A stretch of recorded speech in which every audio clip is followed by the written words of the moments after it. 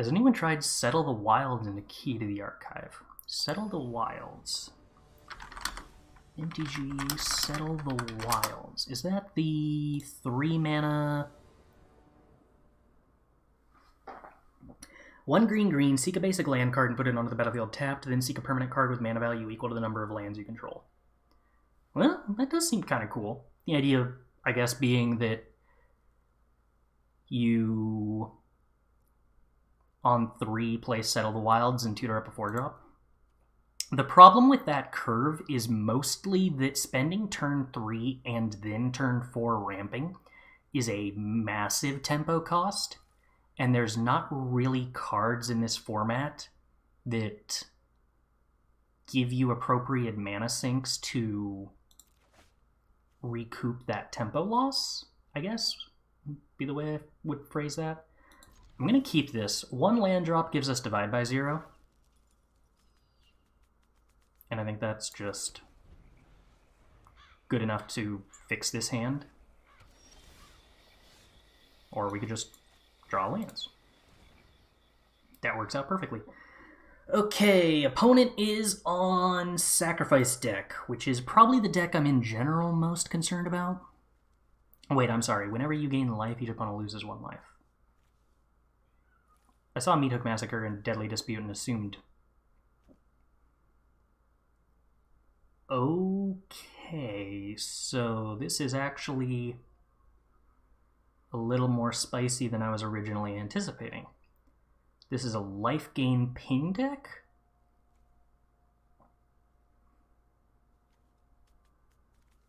I'm assuming I'm supposed to take Prosperous Innkeeper here. I don't want them getting the treasure, and I don't want them having the life gain triggers with the other creatures.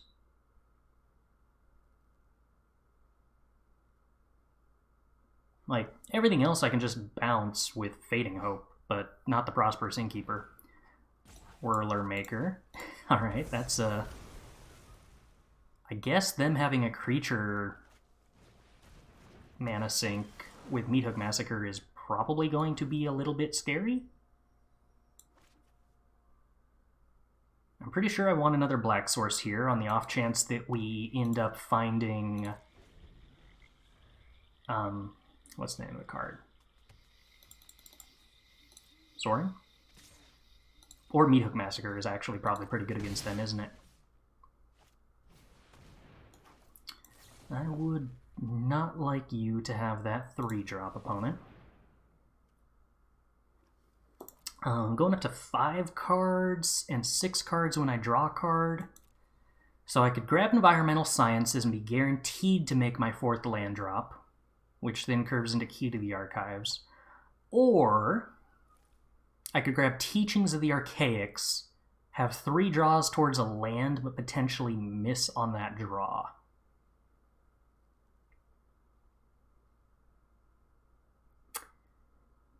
How much do we think we need to gamble? I feel like I'm pretty confident that if I make this 4th land drop, I'm going to win the game anyway.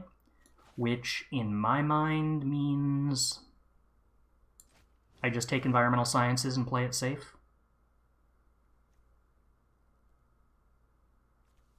I think we can grab a Swamp here. And I think we're just going to try to maximize the amount of untapped mana we have next turn.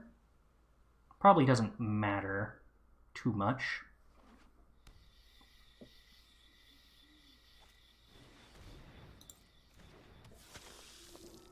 Because I'm probably just going to play Key to the Archives and not really anything else.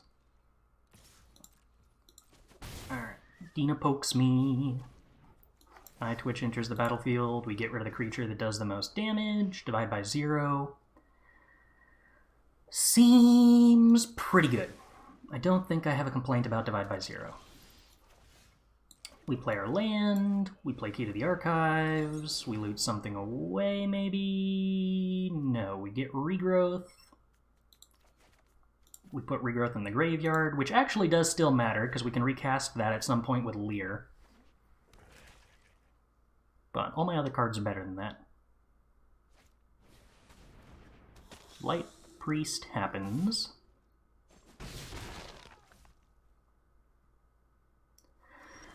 And now... I was debating whether I wanted to sorcery speed this Discover the Formula if we missed a land drop, because there's always the chance that it hits a Dry Disruption or some other spell land that we can put into play. Or whether it was better to hold up Divide by Zero. But since we drew Fading Hope, I think it's pretty safe to just sorcery speed this Discover the Formula. We do not hit anything we can play this turn. I could choose to break Expectations to remove something, but I think I'd rather just get rid of Blight Priest here before they have the opportunity to play something that gains life. Okay, we do want to draw that land next turn.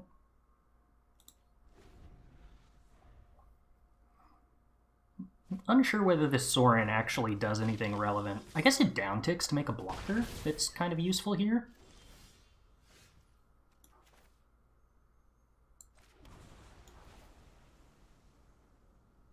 Should I do that now? I guess I could break Expectations first, possibly remove the Meathook Massacre. Opponent debating if they want to Deadly Dispute the Eye Twitch, I imagine. Okay, so getting rid of Meathook Massacre doesn't accomplish anything, which I think means I'm supposed to get rid of Deadly Dispute.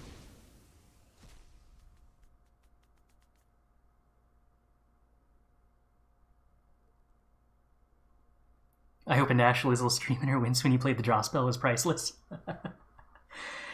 The draw spell is pretty backbreaking. By the way, is that who we're playing against?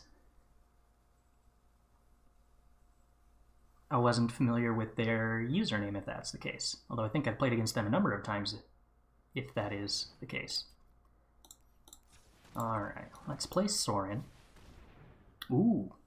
If somebody in chat wants to link that, if both halves of the stream are being streamed then, that ought to be fun. Actually, do I want to bounce this Blight Priest again before they can do anything? Yes, I probably do.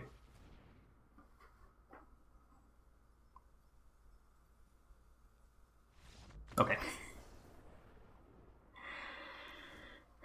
Many bounce spells. All bounce spells all the time. Yes, please do not give me any advice that is influenced by the other side of the broadcast. Okay, so was Break Expectations good there? I think it actually kind of was. Hitting the Prosperous Innkeeper felt kind of meaningful. Certainly the Whirler Maker and the Raiders Carve didn't hurt me. Hourly cat fetch reminder. Okay, you know what? We're not gonna sideboard and I'm gonna go try to find the cat again. Because I keep forgetting.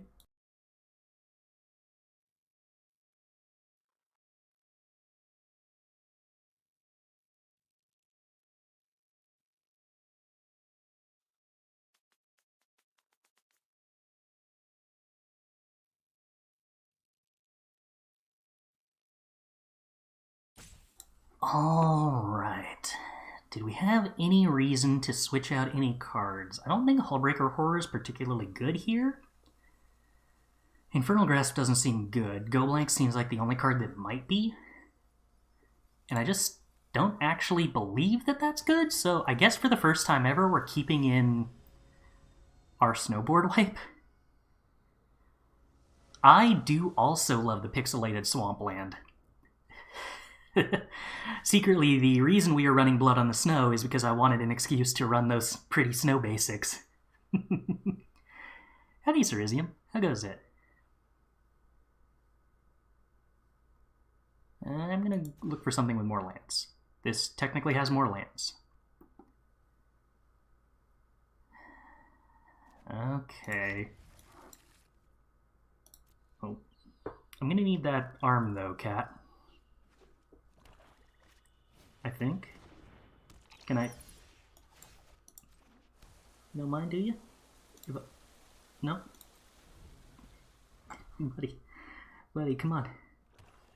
Come on. Okay. There you go.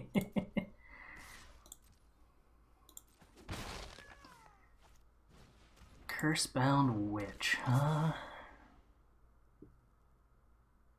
I can't tell if I should Fading Hope here before they have the opportunity to draw into a sack outlet. Because I kind of do need the Scry. I kind of need the Scry a lot. Divide by 0 is perfect. I didn't need the Scry at all.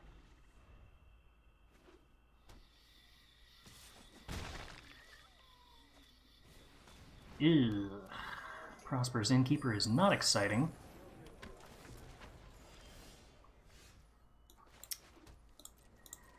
Okay, well, we're not taking a huge amount of damage yet. Although Dina would be scary here. Definitely no on the Sanguine Brushstroke, thank you very much. Opponent's on 3 cards, we're going up to 5 and then 6. So I can't get Teachings. I guess I get Environmental Sciences. I'm not excited about that, though. A deck that drops a ton of 1-drops very early on is quite well positioned against me. However, Sorin does seem like possibly the single best card in my deck at this point. I guess that might not be true. Key to the Archives might have been better there, but 2-3 lifelinker against this board seems excellent.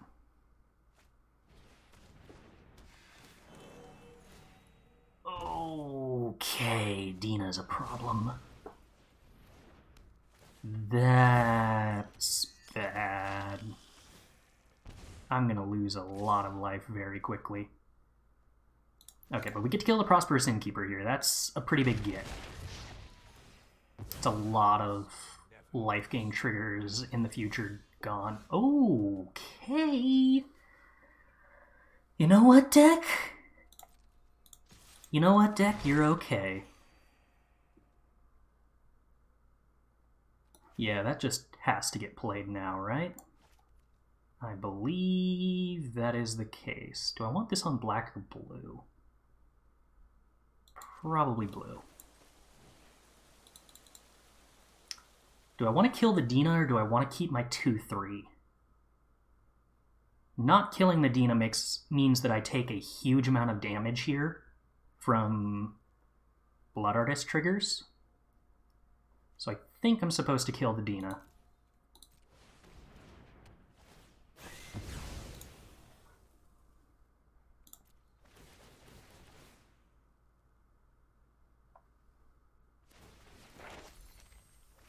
So many triggers. Ding, ding, ding, ding, ding, ding. Pest Summoning, and... oh, I don't get to see the card? Rude. Torment of Scarabs.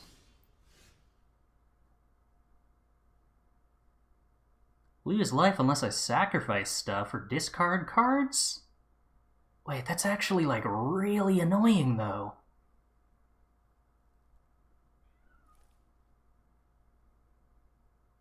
Okay, I'll lose 3 life.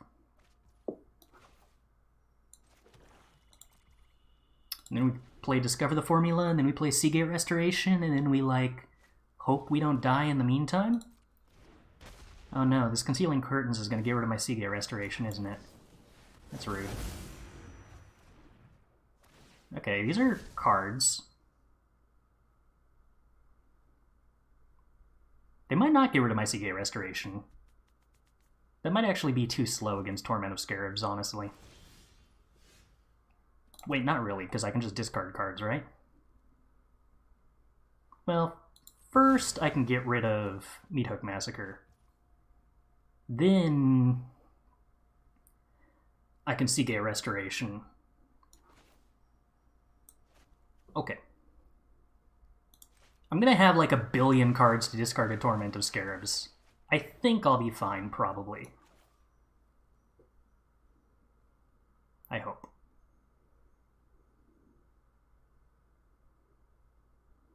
Yeah, let's bounce the Revealing Eye. I guess let's do that before they untap. I think we bottom that looking for Lier.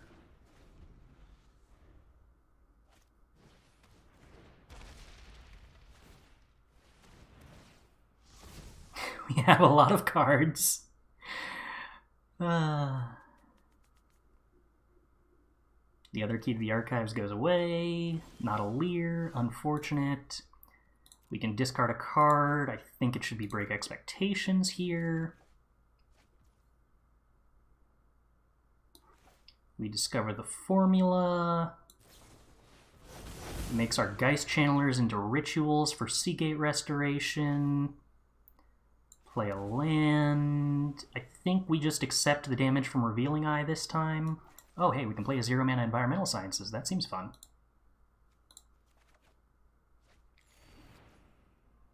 Okay, and we pass the turn with Jwari Disruption up? Is that right?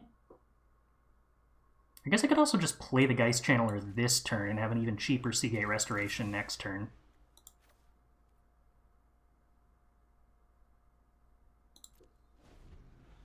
Four-mana Seagate Restoration with this many cards in hand seems like a fun time. Is Lier the best thing to be doing in Alchemy? I don't know, but Lier is definitely the most entertaining thing for me personally to be doing. I very much enjoy Lier.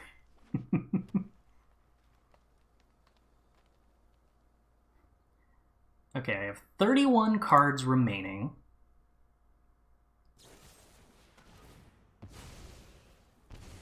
Oh, you can sack a blood token to that? That's a cool interaction. Bell Stinger. Alright. I guess I need to make sure I don't die here.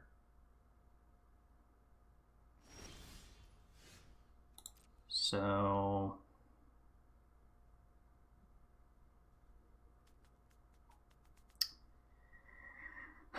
I guess we discard a card. It'll probably be Jwari Disruption. We play this Geist Channeler.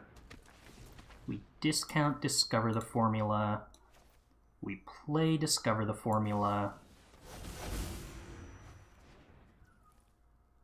We have a very cheap Seagate Restoration at some point. Oh, okay. I guess we're done.